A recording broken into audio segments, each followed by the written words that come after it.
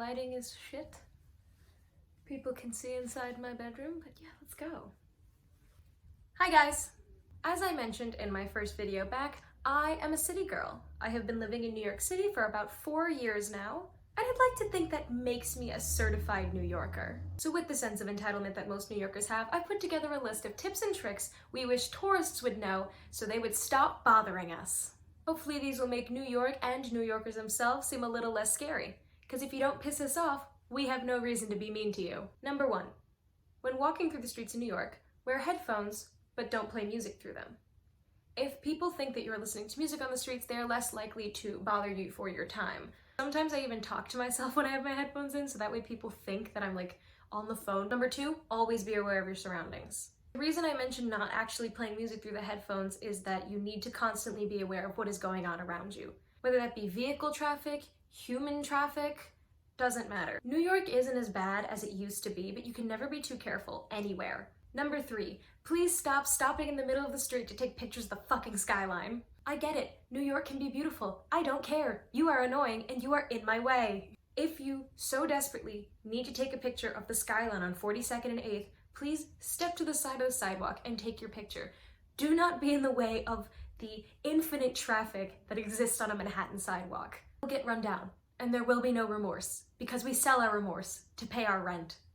Number 4, and this is a stupid one, but I'm just gonna say it, don't fuck with the pigeons. I'm the kind of person who likes to chase pigeons off the street because I'm a psychopath, but I once had a friend who ran into a group of pigeons and they chased her. I know a thing of crows is called a murder, but a group of pigeons should really be called a fucking tactical team, I swear to God. Number 5, do not fuck with the streets.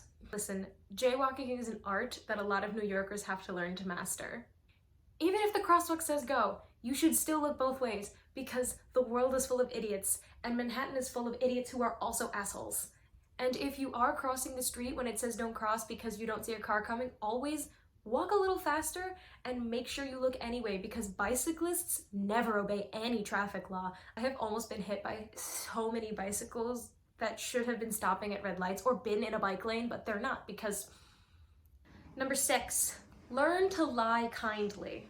I had a bad habit of not being able to say no to people before I moved here, and let me tell you, that had to change real fucking quick. When I worked my internship in Midtown last summer, I had my fair share of freaks and creeps. I spent a lot of time walking from 66th to 34th and every block in between. I had homeless people, people with pamphlets, those monks that hand out bracelets. You should always have some lie on hand to get out of it that is as nice as possible. The sad fact is you do not know what people are capable of, and that is a scary fact, but I find that if you respond with kindness, you will pretty much always be met with kindness and understanding. And number 7, and this is the most important one, learn to move. A major factor of Manhattan lifestyle is speed. Everyone is in a rush all the time and everyone is in everybody's way. I have the honor and privilege of being a small human at a whopping 5'1", so I have no problem bobbing and weaving out of individuals. I spelled small S-M-O-L. I hate myself. However, you have those select group of people. I'm looking at you, tourists in Times Square. Just mosey in a full group line down the street. There's 8 of them and they're all walking side by side, arm in arm. They're just skipping down the yellow brick road, but you are literally in one of the most packed cities in America. You are going to clothesline someone and you know damn well that us New Yorkers will let you fucking hear it if we get taken out. I actually had an incident last summer where I was running late to a shift in Times Square. So I was running cross town from 8th to 6th, so I crossed through that giant tourist walkway thing. And as I'm running, I see a woman posing to take that stereotypical picture with all the screens in the background, you know, the one everyone takes because they're basic. But as I get closer to this woman, I shit you not, she sticks her foot out to trip me. Excuse me? Is your photo so damn important? You are about to take out some random stranger because they're going to interrupt 3 seconds of it? Are you joking? So being the New York City regular that I am, I, without breaking the sprint, leapt over her foot, kept running, flipped her off from behind, and screamed, "This is Manhattan, bitch. I got places to be."